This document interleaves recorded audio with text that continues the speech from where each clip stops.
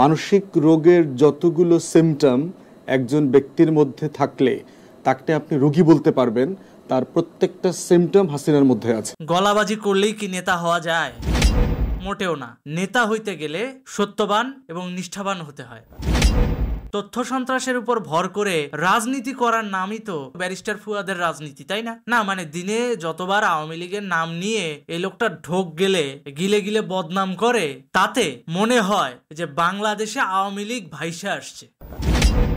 গলাবাজি করলেই কি রাজনীতি হয়? কিংবা ধরেন চিল্লায় চিল্লায় বলে দিলাম শেখ মুজিব এইটা করছে, শেখ মুজিব ওইটা করছে, শেখ মুজিব এইটা, শেখ মুজিব ওইটা, তাহলেই কি শেখ মুজিবের রাজনৈতিক অবস্থান চেঞ্জ হয়ে যাবে? ব্যারিস্টার ফুয়াদের পড়াশোনা করা উচিত। উনি যেমন প্রায়ই টকশোতে বলে যে আওয়ামী লীগ যারা করে, এই পচনশীল দল যারা করে, তারা কেউই বই পড়ে না। ভাই আপনি পড়েন তো? আপনি কি বই পড়েন?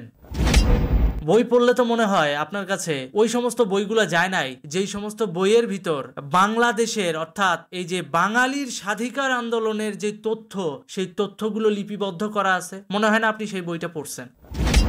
আপনি কি পড়েছেন যে বাংলাদেশ প্রাকৃতিক দুর্যোগ মোকাবেলা করে কতবার হোঁচট খেয়ে খেয়ে আজকের এই পজিশনে এসেছে? পড়েন নাই। পড়বেন কিভাবে? এগুলো নিয়ে ভাবার চিন্তা ভাবনা তো করার আপনাদের সময় নাই। আপনাদের কাছে হচ্ছে মানুষের বদনাম করাই যেন রাজনৈতিক ধর্ম, মানে বদনাম করলেই রাজনীতি হয়ে গেল। আজকে আওয়ামী লীগকে ইন্ডিকেট করে কিছু গলাবাজি করলাম আর উস্কানিমূলক কথাবার্তা বললাম, আমি বড় নেতা হয়ে গেলাম, এটা ভাবতেছেন? ব্যারিস্টার ফুয়াদ কিছু কিছু টক শোতে গিয়ে আওয়ামী লীগের ব্যাপারে মিথ্যা তথ্য এবং বিভ্রান্তি ছড়াচ্ছে। আওয়ামী লীগ এবং আওয়ামী লীগের রাজনীতি যারা করে, সমাজের সবচেয়ে সাইকোপ্যাথ নার্সিসিস্ট জেনারেশন যারা আছে, এরা হচ্ছে আওয়ামী লীগ করে। মিয়া আওয়ামী লীগের হকার্স লীগের সভাপতির যা যোগ্যতা আছে, আপনি এবি পার্টির চেয়ারম্যান হয়েও ব্যারিস্টার ফুয়াদ সেই যোগ্যতা অর্জন করতে পারেন নাই। ঠিক আছে, ওই লোকটা মেহনত করে খায়, খেয়ে বাংলাদেশের পক্ষে রাজনীতি করে। আপনার মতো আইএসআই এর পয়সা খেয়ে প্রোপাগান্ডা ছড়ায় না, শেখ হাসিনার বিরুদ্ধে, শেখ মুজিবুরের বিরুদ্ধে মিথ্যা তথ্য ছড়ায় না। আওয়ামী ফ্যাসিবাদকে মোকাবেলা করবে দিল্লির দাসত্ব, ইসকনের নামে অরাজকতা, আনসার লীগের নামে অভদ্রতা, ছাত্রলীগের গুন্ডামি বদমাইশের দিন বাংলাদেশে আর ফিরে আসবে না। কি ভাবছেন আপনার সম্পর্কে খোঁজ নেই নাই? আমেরিকান ক্লাবে বসে বসে প্ল্যান করেন কিভাবে আওয়ামী লীগের বদনাম করা যায়। খতনা করা আওয়ামী লীগ আসতে হবে। যে আওয়ামী লীগের মুসলমানই হয় নাই, এই আওয়ামী লীগের রাজনীতি করতে পারবে না। এই জন্য কি যুদ্ধ করেছিলাম যেখানে শেখ মুজিব থাকবেন? এই যে সুশীল, এই সুশীলতা, এই সুশীলতা কিন্তু ফ্যাসিবাদ, মাথায় রাখতে হবে। স্বাধীনতার মাঝে শেখ মুজিবকে খোঁজা মানেই কি ফ্যাসিবাদ? এটা কি ধরনের অপব্যাখ্যা আমাদেরকে গেলানো হচ্ছে? চলেন বিষয়টা একটু যাচাই বাছাই করে দেখি। আসলে ফ্যাসিবাদের তত্ত্বটা কি, এটা সম্পর্কে আমাদের জানা দরকার। চলেন বিশ্বের এখনো পর্যন্ত সর্বাধুনিক প্রযুক্তি চ্যাট জিপিটি, অর্থাৎ যেটাকে বলা হয় আর্টিফিশিয়াল ইন্টেলিজেন্স, এআই, সেই এআইকে একটু জিজ্ঞাসা করি যে ফ্যাসিবাদের তত্ত্বটার অ্যাকচুয়াল মিনিংটা কি। আমি চ্যাট জিপিটিতে এসে লিখলাম ফ্যাসিবাদ, এই যে ফ্যাসিবাদ তত্ত্বটা আসলে কি, আসলে কি, মানে আমাদেরকে যে কথায় কথায় ফ্যাসিবাদ বলা হচ্ছে, ফ্যাসিবাদের অ্যাকচুয়াল মানেটা কি, এটা চলেন একটু জেনে আসি। তো ফ্যাসিবাদের ব্যাখ্যা হিসেবে আর্টিফিশিয়াল ইন্টেলিজেন্স আমাদেরকে যেটা বললো সেটা হচ্ছে ফ্যাসিবাদ হচ্ছে একটি রাজনৈতিক মতবাদ এবং শাসন ব্যবস্থা যা সাধারণত একনায়কতন্ত্র বা উগ্র জাতীয়তাবাদকে বা ব্যক্তি স্বাধীনতা দমনে বিশ্বাসী হয়ে থাকে। এখন আমার কথা হচ্ছে শেখ হাসিনা যদি একনায়কতন্ত্রই করে থাকতো তাহলে দীর্ঘ 15 বছর বিএনপি কিভাবে সভা সেমিনার করতে পারলো, কিংবা অন্যান্য রাজনৈতিক দল কিভাবে প্রেস ক্লাবের সামনে যায় বুক ফুলায়া বক্তৃতা দিতে পারলো? তাহলে তো প্রেস ক্লাব এতদিন 15 বছর বন্ধ থাকার কথা ছিল, যাতে ওখানে সামনে কোনো সভা সমাবেশ সেমিনার না হয়, কিংবা পল্টন ময়দান তো 15 বছর বন্ধ থাকা উচিত ছিল। তাহলে না এটা ফ্যাসিবাদ হতো। আচ্ছা, একনায়কত্ব এবং কর্তৃত্ববাদ, হ্যাঁ একনায়কত্ব এবং কর্তৃত্ববাদ, এইটার পেছনে আমি বলবো রাজনৈতিক দলগুলোর সিদ্ধান্তহীনতা দায়ী, ব্যক্তি শেখ হাসিনা দায়ী নয়। এখন কোন রাজনৈতিক দল ইলেকশনে আসবে কি আসবে না, এটা সেই রাজনৈতিক দলের একান্ত ব্যক্তিগত ব্যাপার। সেটা যদি শেখ হাসিনার উপর চাপিয়ে দিয়ে তাকে ফ্যাসিবাদী শাসন ব্যবস্থার একজন নেতা হিসেবে আখ্যায়িত করা হয়, এটা আমি বলবো যে রাজনৈতিক দলের একটা রাজনৈতিক স্টেপ বা রাজনৈতিক ষড়যন্ত্রের অংশ। এই জিনিসটাকে তো আপনি শেখ হাসিনার ফ্যাসিজম বলতে পারেন না, কারণ পূর্ব পাকিস্তানে বন্যা হওয়ার কারণে 70 সালের নির্বাচন তো মৌলানা ভাসানীও বয়কট করেছিল, তাহলে সেখানে কি আপনি তৎকালীন সরকারকে ফ্যাসিস্ট বলবেন? এটা আসলে যে কোনো রাজনৈতিক দলের সাংগঠনিক সিদ্ধান্তের ব্যাপার। এটা তো কোনো সরকার সে দায়ভার গ্রহণ করবে না। ফ্যাসিজমের আরেকটা সংজ্ঞা কিন্তু আছে ব্যক্তি স্বাধীনতার বিরোধিতা। ফ্যাসিবাদী রাষ্ট্রে ব্যক্তির অধিকার এবং স্বাধীনতার চেয়ে রাষ্ট্রের চাহিদাকে বেশি গুরুত্ব দেওয়া হয়। যদি শেখ হাসিনা ব্যক্তি স্বাধীনতার চেয়ে রাষ্ট্রের চাহিদাকে বেশি গুরুত্ব দিত, তাহলে আজকে এত উন্নয়ন কর্মকাণ্ড হতো না রাজধানীর বুকে। আমরা এখনো জ্যাম ফেস করতাম। আর এই যে মুরব্বীরা, বয়স্ক ভাতা পেত, যে মানুষগুলা হচ্ছে গৃহহীনরা ঘর পাইছে, এই জিনিসগুলো কিন্তু রাষ্ট্রের চাহিদার বাইরেই থেকে যেত। কেননা ওটা কিন্তু একটা ব্যক্তি মানুষের প্রয়োজনে রাষ্ট্র তাদেরকে দিয়েছে। কারণ আমাদের দেশে আপনারা জানেন নিম্ন শ্রেণীর মানুষরা কিন্তু সবসময় অবহেলিত থাকে। তাহলে যদি ব্যক্তি স্বাধীনতার থেকে রাষ্ট্রের চাহিদাই বেশি গুরুত্ব দিত, তাহলে তো এই গরিব মানুষগুলোর পাশে ব্যক্তি শেখ হাসিনা বলেন কিংবা আওয়ামী লীগ দলীয়ভাবে বলেন, তারা তাদের জীবনমান উন্নয়নের জন্য কাজ করতো না। আজকে শতভাগ বিদ্যুতায়ন আসতো না। শেখ হাসিনা চলে গেছে, কই এখনো তো বিদ্যুতের ঘাটতি দেখা দেয় নাই।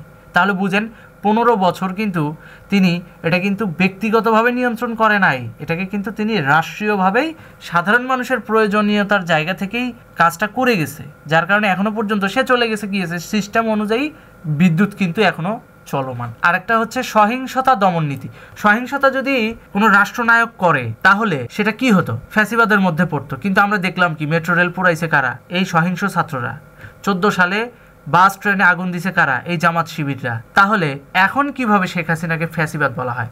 অ্যাকচুয়াল ফ্যাসিবাদের যে কার্যকলাপ, এটা তারাই জোর জবরদস্তি করে করতেছে, করে শেখ হাসিনাকে নিরাপত্তাহীনতায় ফেলে দিল, দিয়ে এখন তারাই যদি তাকে বলে ফ্যাসিবাদী, তাহলে এটা তো নেখাত একটা প্রোপাগান্ডা ছাড়া তো আর কিছুই না। আর সেই প্রোপাগান্ডাও কিন্তু একটা ফ্যাসিবাদের অংশ, যেটা কিনা ফ্যাসিবাদকে প্রমোট করে। তাহলে শেখ হাসিনা কি সে নিজে প্রোপাগান্ডার শিকার হয়েছে, তাকে ফ্যাসিবাদ বলা হচ্ছে। তাহলে এই যে অন্যের সম্পর্কে ঘৃণা ছড়ানো, ফ্যাসিজম তো এগুলাই। ইংলিশে ফ্যাসিজম বলে, আর সোজা বাংলায় যদি আমরা বলি ইসলামের ভাষায় গীবত, যেটা কথিত কিছু রাজনৈতিক ব্যক্তিরা করতেছে। বিশ্ববিদ্যালয়ের শিক্ষক আমলাতন্ত্রের কি জানে? তো অধিকাংশ টিচার তো তার ডিপার্টমেন্টই ভালো জানে না, তার সাবজেক্টই ভালো জানে না। তাহলে সে একজন ভালো আমলা হবে কিভাবে? সে একটা ক্রাইসিস হ্যান্ডেল করতে পারবে কিভাবে?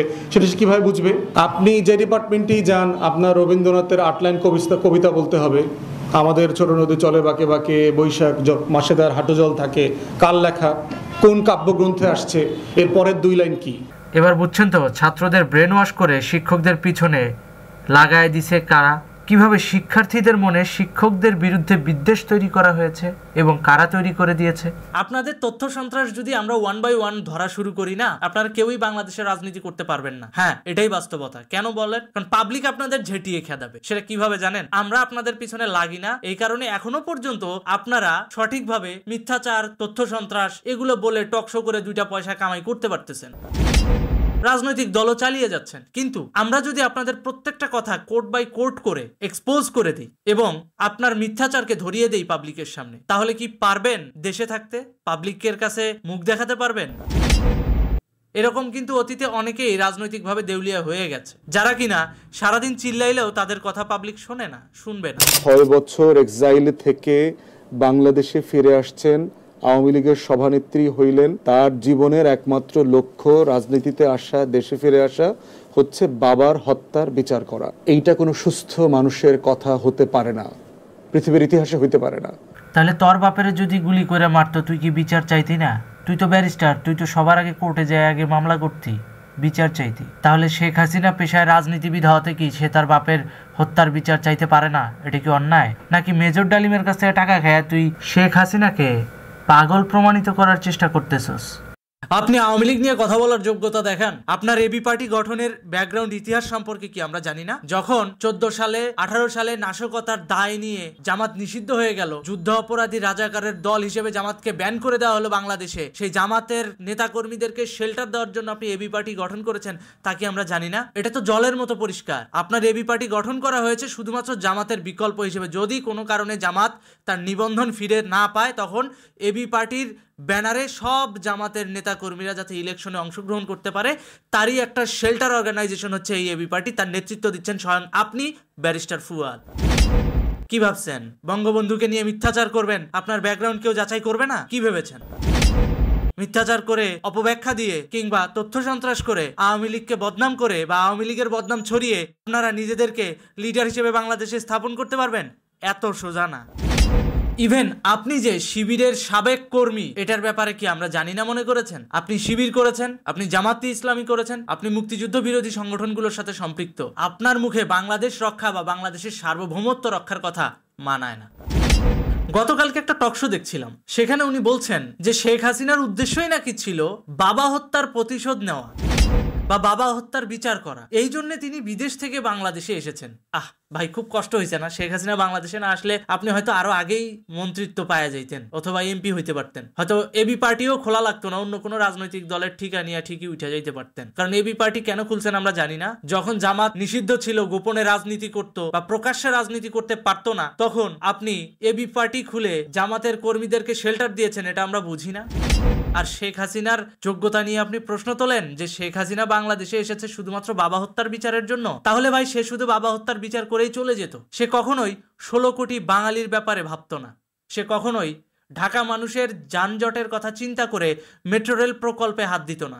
সে কখনোই এলিভেটেড এক্সপ্রেসওয়ে বানাতো না। সে কখনোই পদ্মা সেতুর মতো বড় প্রকল্পে হাত দিত না। কেন দিয়েছে?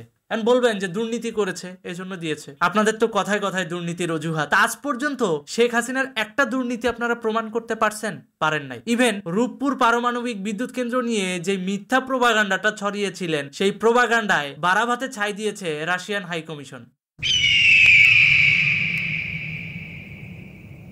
এই যে মিথ্যা কনস্পাইরেসি তৈরি করে শেখ হাসিনা আওয়ামী লীগের বিরুদ্ধে প্রোপাগান্ডা ছড়ানো বন্ধ করুন। আপনি কি রকম রাজনীতি করেন এটা আমরা বুঝি না? সংখ্যালঘু সম্প্রদায়ের পাশায় আঙ্গুল দিয়ে রাজনীতি করার বক্তৃতা কি ভাইরাল হয় নাই? আমরা দেখি নাই? জাতি দেখে নাই? খালি হিন্দুর উৎসবে অংশগ্রহণ করে মুসলমানের বাচ্চাদেরকে প্রমাণ করতে হবে তারা সাম্প্রদায়িক, তারা সার্বজনীন। ক্যামেরার সামনে এসে, মিডিয়ার সামনে এসে ঠিকই নিজেকে ফেরেস্তা দাবি করেন যে না, আমরা সাম্প্রদায়িক সম্প্রীতির পক্ষে, আমরা উদার সাম্প্রদায়িক সম্প্রীতির পক্ষে, আমরা সহ অবস্থানের পক্ষে। আবার আপনারাই আবার সংখ্যালঘুদেরকে উস্কানি দেন যে আসো কুরবানির সময় গোস্ত খাই, একসাথে গরুর গোস্ত খাই। কখনো শুনছেন যে হিন্দুরা কুরবানির ঈদে গরুর মাংস খায়? এখন বলতে পারেন ওটা তো আমি যুক্তির ক্ষেত্রে বলছি, সেকুলারিজম দেখায় অনেকে, সেই অর্থে বলছি। ভাই, আপনি যেই অর্থেই বলেন না কেন, আপনার উদাহরণ যদি আরেকটা সম্প্রদায়ের প্রতি আঘাত হানে, তাহলে সেই কথা আপনি নেতা হিসেবে কি বলতে পারেন? পারেন না। আপনি শেখ হাসিনার ভুল ধরেন, আপনি বঙ্গবন্ধুর ভুল ধরেন, এদের বদনাম করে অ্যাটেনশন কামাইতে চাচ্ছেন তো কামান, কোনো সমস্যা নাই। আমরা তো জানি আপনাদের অবস্থান সম্পর্কে। 71 হোটেলের অপোজিটে রাস্তার পশ্চিম পাশে শ্রম ভবনের পাশে আপনারা যখন লোকজন ব্যানার নিয়ে দাঁড়ান, আমরা তো দেখি কয়জন লোক ওখানে দাঁড়িয়েছে আর ক্যামেরাম্যান কয়জন, ফ্রেমটা কতটা টাইট ভাবে ধরেছে যাতে একটু প্রমোটিং হয়। গলাবাজি করে আর যাই হোক, রাজনীতি হয় না। ওই যে বললাম যে আমাদের অঙ্গ সংগঠনের একজন ওয়ার্ড পর্যায়ের নেতার যোগ্যতাও আপনার নাই, কারণ ওই ছেলেটা আর যাই হোক পরিশ্রম করে কামাই করে খেয়ে নিজের খেয়ে নৌকা করে, আপনার মতো আইএসআই এর টাকায় রাজনীতি করে না।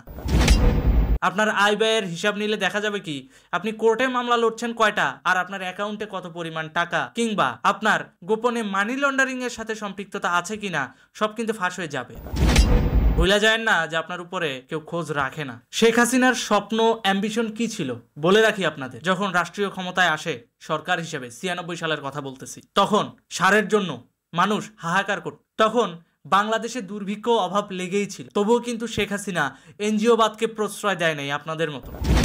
সে কি করেছে? সে বিদেশ থেকে বিনিয়োগ নিয়ে এসেছে। যতটুকুই তার নেটওয়ার্কিং এর মধ্যে ওই সময় হয়েছে, সে বিদেশ থেকে বিনিয়োগ এনে বাংলাদেশে শিল্পায়ন শুরু করেছে। শিল্পায়নের মাধ্যমে কর্মসংস্থান সৃষ্টির উদ্যোগ হাতে নিয়েছে। 96 সাল থেকে 2000 সাল পর্যন্ত তিনি বাংলাদেশকে কিছুটা হলেও স্বয়ংসম্পূর্ণ করতে পেরেছিল। আবার 2001 সাল থেকে যখন 2009 সাল পর্যন্ত আসলো না, তখন আবার এই যে বিএনপি জামাতের এই আইএসআই এর ফর্মুলা আমরা দেখতে পেয়েছি। কারণ ওই সময় আমরাও কিন্তু পড়ালেখা করেছি, স্টুডেন্ট ছিলাম, কিশোর ছিলাম, কিন্তু বুদ্ধি কাজ করতো। আপনাদের মতো হুজুকে নাচতাম না কিংবা তথ্য সন্ত্রাস করতাম না, প্র্যাকটিক্যালি দেখতাম। আইএসআই এর ফর্মুলায় যখন বাংলাদেশ চলতো, তখন দেখা যেত কি সারের জন্য গুলি খাচ্ছে মানুষ। তখন দেখা যেত কি আমাদের মতো স্টুডেন্টরা জুলাই আগস্টেও বই পাইতো না। আপনি শেখ হাসিনার যোগ্যতা নিয়ে প্রশ্ন তোলেন। আরে মিয়া, কি যোগ্যতা আছে আপনার? আজ পর্যন্ত দেশের যে কোনো একটা মঙ্গলজনক কাজ করে দেখান তো। শুধু তো গলাবাজি করছেন আর আইএসআই এর কাছ থেকে ফান্ড খাইয়া রাজনৈতিক দল চালানো ছাড়া আপনার কি কোনো আয়ের উৎস আছে? ব্যারিস্টার পদবি লাগিয়েছেন, কিন্তু সোর্স অফ আর্নিং যদি ঘেটে দেখা যায় আপনি কয়টা মামলা জিতেছেন আজ পর্যন্ত? আজ পর্যন্ত যা ইনকাম করেছেন দালালি করেই তো খেয়েছেন। কি ভেবেছেন গোয়েন্দা সংস্থার রিপোর্ট আমাদের কাছে নাই আপনার সম্পর্কে? নামাজ পড়তে পড়তে মাথায় দাগ হয়ে গেছে, কিন্তু মিথ্যাচার আপনার ভেতর থেকে যায়নি। কি ভেবেছেন এই মিথ্যাচার করে ওই নামাজের সময় তওবা পড়লে সেটা আল্লাহ মাফ করে দিবে? জিন্দিগিতেও মাফ করে দেবে না। বাংলাদেশের মানুষ বঙ্গবন্ধুকে যেভাবে ভালোবাসা দিয়েছে, সেই একইভাবে যেহেতু তাকে ভালোবাসা দিয়েছে, তো বাংলাদেশের মানুষের জন্য উন্নয়নমূলক কাজ করে যাবে। এজন্যই তিনি ডিজিটাল বাংলাদেশ প্রথমে করেছেন, যাতে মানুষের সাথে মানুষের কানেক্টিভিটিটা জোরদার হয়। তিনি কিন্তু শুধু ওই বাপের বিচার নিয়ে পড়েছিলেন না, ওটা বিচার বিভাগের স্বাধীন দায়িত্বটা তিনি বিচার বিভাগের উপরেই ছেড়ে দিয়েছেন। যদি শেখ হাসিনা বিচার বিভাগে হস্তক্ষেপই করত, তাহলে 21শে আগস্ট গ্রেনেড হামলার এই আসামিদেরকে বাঁচিয়ে রাখতো না, ফাঁসিতে ঝুলায়া মারত। কিন্তু তিনি বিচার বিভাগে হস্তক্ষেপ করে নাই, যেটা আপনারা করতেছেন 5ই আগস্টের পরে। দেখছি তো কারা অ্যাটর্নি জেনারেল হচ্ছে, কারা প্রধান বিচারপতি হচ্ছে, দেখছি না? এবং সেগুলো কোন গোত্রের এজেন্ডা বাস্তবায়ন করছে, গোপনে আবার পাকিস্তান হাই কমিশনারের সাথেও মিশতেছে। জানি না আমরা। আপনারা শেখ হাসিনাকে নিয়ে কথা বলেন, যোগ্যতা আছে আপনার শেখ হাসিনাকে নিয়ে কথা বলার? মিথ্যাচার করার আগে 100 বার ভাববেন। অথচ আপনাদের মিথ্যাচারে কিন্তু কিচ্ছু যায় আসে না শেখ হাসিনা। শুধুমাত্র আপনাকে নিয়ে ভিডিওটা বানাচ্ছি, আমার অডিয়েন্স একটা কমেন্টস করেছে এই কারণে। তা না হলে আপনাকে অ্যাটেনশন দেওয়ার টাইম আমাদের নাই। আপনাদের মতো 2-4টা ফুয়াদ আওয়ামী লীগ পকেটে রাখে, বানায় আওয়ামী লীগ। বোঝা গেল? বানায়। আওয়ামী লীগ কোনো গোয়েন্দা সংস্থার টাকা নিয়ে রাজনীতি করে না। আওয়ামী লীগ রাজনীতি করে নিজেদের হেডমে। ওই জন্যে বারবার কিন্তু হোঁচটও খায়, হোঁচট খায়, আবার পিছিয়ে পড়ে, আবার উঠে দাঁড়ায়। কারণ ওকে টেনে তোলার মতো কেউ নাই। আওয়ামী লীগ স্বয়ং সম্পূর্ণভাবে নিজেরাই উঠে দাঁড়ায়। হ্যাঁ, আওয়ামী লীগের বন্ধু আছে, প্রভু নাই। কিন্তু আওয়ামী লীগের বন্ধুত্বটা এতটা গভীর, ওই গভীরতা পর্যন্ত পৌঁছানোর ক্ষমতা আপনাদের নাই। কেন নাই জানেন? কারণ আপনারা আদর্শচ্যুত পাবলিক। আপনারা যদি সত্যিই মুক্তিযুদ্ধকে ভালোবাসতেন, আপনারা যদি সত্যি মুক্তিযুদ্ধের আদর্শে চলতেন, তাহলে অবশ্যই 72-এর সংবিধানকে কখনো অবজ্ঞা করার সাহস পর্যন্ত করতেন না। কি ভেবেছেন 72-এর সংবিধান এমনি এমনি এসেছে? চলেন একটা ফুটেজ দেখে আসি এই ব্যারিস্টার ফুয়াদ 72-এর সংবিধান নিয়ে কি বলেছে। এই সংবিধানটা কখনোই সংবিধান ছিল না। এই সংবিধানটা জনগণের ম্যান্ডেট নিয়ে হয় নাই। এই সংবিধানটা ছিল আওয়ামী লীগের শেখ পরিবারের একটা ব্যক্তিগত লুটপাট আর দেশ পরিচালনার একটা ফ্যাসিবাদী বন্দোবস্ত। ব্যক্তিগত লুটপাটের গলাবাজি শুধুমাত্র তোমার বক্তব্যেই শোনা যায়। বাংলাদেশ এতদিন যেই কনস্টিটিউশনে চলেছে, যদি ব্যক্তিগত লুটপাটই হতো, বিদেশিরা এদেশে বিনিয়োগ করতো না। ওরা সেফটি, ডেকোরাম, ডেমোক্রেসি ফলো করেই এদেশে বিনিয়োগ করেছে। জাইকার মতো প্রতিষ্ঠান, ওয়ার্ল্ড ব্যাংকের মতো প্রতিষ্ঠান বাংলাদেশের চেহারা দেখে লোন দেয় নাই, বাংলাদেশের শাসন ব্যবস্থা দেখেই কিন্তু লোন দিছে, দক্ষ লিডারশিপ দেখে লোন দিছে। তোমাদের মতো দালালদের কথায় ব্যক্তিগত লুটপাট শব্দটা বললেই সেটা যে বাস্তবায়ন হয়ে যাবে আর ওই কালিমা যে শেখ হাসিনার মুখে লেপ্টে যাবে, এটা ভাবার কোনো কারণ নেই। 72-এর সংবিধান কি এমনি এমনি এসেছে? 71 সালে দেশ স্বাধীন হওয়ার পর যখন বাংলাদেশ সৃষ্টি হলো, অবশ্য কাকে কি বলছি, এ তো পাকিস্তানের ISI এর এজেন্ট। এই ভিডিওটা দেখার পর এর মাথায় এগুলো ঢুকবে না, কারণ ও অবিভক্ত পাকিস্তানে বিশ্বাস করে, জামাতের মতো। তবুও বলি, 71 সালে বাংলাদেশ স্বাধীন হওয়ার পর যখন বঙ্গবন্ধুকে ফিরিয়ে নিয়ে আসা হলো, আপনারা কি জানেন বঙ্গবন্ধুর সাথে আরেকজন জেল খেটেছিল শুধুমাত্র মুক্তিযুদ্ধের পক্ষে থাকার কারণে? সে হচ্ছে আর কেউ না, ডক্টর কামাল। এবং বঙ্গবন্ধু করাচিতে যেই সেলে ছিল, তার পাশের সেলেই ছিল ডক্টর কামাল। হ্যাঁ, পরবর্তীতে স্বাধীন বাংলাদেশে এসে এই ডক্টর কামালকে কেন পররাষ্ট্র মন্ত্রী বানানো হয়েছিল জানেন? শুধুমাত্র বাংলাদেশকে সমুন্নত একটা সংবিধান উপহার দিয়ে বিশ্বব্যাপী গ্রহণযোগ্যতা তৈরি করার জন্য। আপনি কি মনে করেন ওই সময় এমনি এমনি গ্রহণযোগ্যতা দিয়ে দিছে? না ছিল ওই রকম মিডিয়া, না ছিল ওই রকম কানেক্টিভিটি, না ছিল ওই রকম ডিজিটালাইজেশন। ওই সময় কিন্তু একটা তথ্য পাইতে হলে অনেক কাঠখড় পুড়িয়ে একটা তথ্য পাওয়া যেত। সামান্য চিঠির কথাই তো দেখেন না, একটা চিঠি যখন পোস্ট করা হতো 15 দিন পর যে প্রাপক তার হাতে পৌঁছাইতো। তাহলে বুঝেন যখন বিশ্বব্যাপী গ্রহণযোগ্যতা নিয়ে আসতে হয়, তখন ওই সময় কি পরিমাণ ইন্টেলেকচুয়াল ডেপথ, জ্ঞান নিয়ে কনস্টিটিউশনটা লিখতে হয়েছে। ডক্টর কামালরে আপনি কি মনে করেন ধৈঞ্চা? তার মাথায় কি জ্ঞান ছিল না? অবশ্যই জ্ঞান ছিল। ডেপথ, ওই জ্ঞানটা ছিল বলেই সে কিন্তু 72-এর সংবিধান লিখেছে এবং ওই সংবিধানের অনুকূলে বিশ্বের সাপোর্ট এবং বাংলাদেশের অভ্যন্তরীণ সাপোর্ট ওই সময় অর্জন করেছিল বলেই এই গণপরিষদ, তৎকালীন গণপরিষদ, এই সংবিধানকে পুরোপুরি জাতির সামনে উপস্থাপন করতে পেরেছিল। কি ভেবেছেন 72-এর সংবিধান কি সস্তা? মানে মন চাইলো আর বলে দিলাম যে এটা তো মুজিববাদকে প্রমোট করা হয়েছে। আরে ভাই, শেখ মুজিবকে ক্ষমতা হস্তান্তর করেনি বলেই তো বাংলাদেশের বৈষম্যটাকে আরো বেশি বেশি প্রমোট করা হয়েছে। আর ওই সময় এই বাঙালির বৈষম্যটাকে প্রমোট করার পর যখন শেখ মুজিবকেও ক্ষমতা দেওয়া হলো না, বাঙালির বৈষম্য দুয়ে মিলে এক মিলে যখন 2 হলো, তখন বাঙালি কিন্তু মুক্তিযুদ্ধে ঝাঁপিয়ে পড়েছে। এই যে বাঙালি মুক্তিযুদ্ধে ঝাঁপিয়ে পড়তে পারে, যাতে ঝাঁপিয়ে না পড়ে, এই জন্যই আপনার এই আইএসআই এর তৎকালীন আইএসআই এর পরামর্শে, যার কাছ থেকে আপনি মাসোয়ারা খান, সেই তৎকালীন আইএসআই এর পরামর্শে পাকিস্তানের আর্মি কিন্তু বাঙালিদের উপর গণহত্যা চালিয়েছিল। কি ভেবেছেন 72-এর সংবিধান এমনি এমনি আসছে, মুক্তিযুদ্ধ এমনি এমনি হয়ে গেছে? আপনি যদি মুক্তিযুদ্ধকে মুজিববাদ হিসেবে প্রমোট করার চেষ্টা করেন আর বলেন যে 72-এর সংবিধানে মুজিববাদকে প্রমোট করা হয়েছে, তাহলে আমি বলবো যদি মুজিববাদ মুক্তিযুদ্ধকে প্রমোট করে এবং বাংলাদেশের অখণ্ডতাকে, সার্বভৌমত্বটাকে স্বীকৃতি দেয়, তাহলে 72-এর সংবিধানে মুজিববাদই ঠিক আছে। ক্লিয়ার? সামনে আছে 4 জন, নেমে যাবো 8 জন, আর হবে না কথা বলা বলি, যা করবো তাড়াতাড়ি। আমার কাছে পাচ্ছেন 5টি আইটেম মাত্র 100 টাকায়। দোকান খুলে বসছেন, তাই না? এই মুজিববাদের সাথে এই পুরো বাংলাদেশের ভূখণ্ডটার স্বাধীনতা জড়িত। অখণ্ড পাকিস্তানকে আবার পুনরায় বাংলাদেশের সাথে জুড়ে ইউনাইটেড স্টেট অফ পাক বাংলা ঘটাবেন, সে চিন্তা ভুলে যান। ওই জন্যই তো এবি পার্টি গঠন করছেন। কি ভাবছেন আমরা জানি না? আপনি ব্যারিস্টার ফুয়াদ সামনে এসে যতই গলাবাজি করেন না কেন, তলে তলে আইএসআই এর সাথে আপনার যে গোপন রিলেশন, সেটা কি আমরা জানি না? পাকিস্তানের গোয়েন্দা সংস্থার সাথে যে আপনার গোপন আতাত, তা কি আমরা জানি না? বাংলাদেশের যে সকল পাকিস্তান গোয়েন্দা সংস্থার এজেন্ট রয়েছে, তার মধ্যে অন্যতম একজন এজেন্ট হচ্ছেন আপনি, তা কি আমরা জানি না? আপনি টকশোতে এসে মিথ্যাচার করবেন যে বাংলাদেশের সংবিধান, 72-এর সংবিধান মুজিববাদকে প্রমোট করে, তাহলে আপনি কাদেরকে প্রমোট করতেছেন? আপনি অখণ্ড পাকিস্তানকে প্রমোট করছেন না? বাংলাদেশের সংবিধানকে স্বীকৃতি না দিয়ে, উল্টো তার অপব্যাখ্যা দিয়ে আপনি বাংলাদেশের সার্বভৌমত্বকে সস্তা বানিয়ে ফেলছেন আইএসআই এর পরামর্শে। তাহলে কি আপনি বাংলাদেশ বিরোধী, দেশদ্রোহী কর্মকাণ্ড করছেন না? ও তখন আবার যুক্তির বিষয় নিয়ে আসবেন যে ছেলে তো পড়ালেখা করে নাই, আইএসআই এর কাছ থেকে টাকা খেয়ে। আপনারা অন্যের দেওয়া আইডিওলজিতে চলতে পারেন, আমরা কিন্তু বর্তমান নিয়ে কাজ করি, আমরা কিন্তু বাংলাদেশ নিয়ে কাজ করি, আমরা কিন্তু পাকিস্তানপন্থী কারো কাছ থেকেও 2টা পয়সা খাই না, কিংবা অন্য কোনো দেশের গোয়েন্দা সংস্থার কাছ থেকে 2টা পয়সা খায়া রাজনীতি করি না। আমরা আমার দেশের জন্য রাজনীতি করি।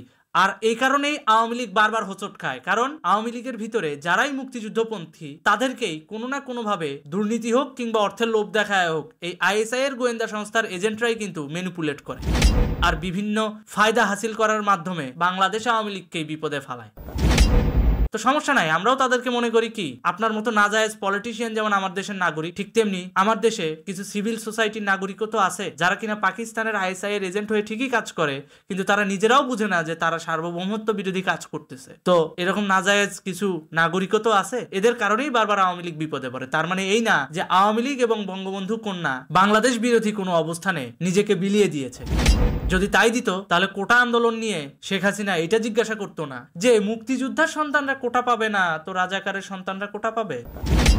এখন বলতে পারেন ওই বিপ্লবে তো আমরা জয়লাভ করেছি, করবেনই তো, স্বাভাবিক, কারণ আপনারা মিথ্যাচার করেছেন, জয়লাভ হয়েছে। কিন্তু খেয়াল করে দেখেন, জয়ের স্বাদ কিন্তু সাময়িক, সত্য কিন্তু আবার প্রতিষ্ঠিত হবে।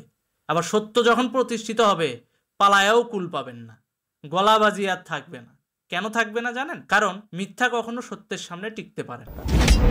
মনে আছে জুলাই মাসে আপনারা প্রোপাগান্ডা ছড়িয়েছিলেন যে বাংলাদেশের যে নিয়োগ হয়, নিয়োগের ভিতরে 57% মুক্তিযোদ্ধা কোটা কেন দিতে হবে? ভাই, মুক্তিযোদ্ধারা এই দেশ স্বাধীন করছে, ওরা কোটা পাবে না, কারা কোটা পাবে? আচ্ছা ধরলাম 57% নিয়োগ হয়, খেয়াল করে দেখেন মুক্তিযোদ্ধা কোটায় কতজন নিয়োগ পেয়েছে, কতজন পেয়েছে খেয়াল করে দেখেন। এখনো পর্যন্ত প্রাপ্ত তথ্য অনুযায়ী বাংলাদেশে আমলার সংখ্যা হচ্ছে 16 লাখ, যেখানে 43,000 জন নিয়োগ প্রাপ্ত হয়েছে মুক্তিযোদ্ধা কোটায়। এবার ক্যালকুলেট করেন কত পার্সেন্ট হলো। এভারেজ খেয়াল করে দেখবেন সর্বোচ্চ গেলে 2.5 থেকে 3% হবে, অথচ 2.5 থেকে 3% মুক্তিযোদ্ধা কোটায় নিয়োগ হয়, তাও সর্বোচ্চ, এর বেশি যায় না, কারণ পাওয়াই তো যায় না। মুক্তিযোদ্ধা তো অধিকাংশ মরে সাফ, আর তাদের পরিবারের যে প্রজন্ম তারাও ধীরে ধীরে এক একজন সেটেল, যাও পাওয়া যায় এভারেজ 3%। তাহলে এই যে 3% মুক্তিযোদ্ধা কোটায় ক্যান্ডিডেট পাওয়া যায়, সেটাকে আপনারা প্রচার করলেন কি 57%।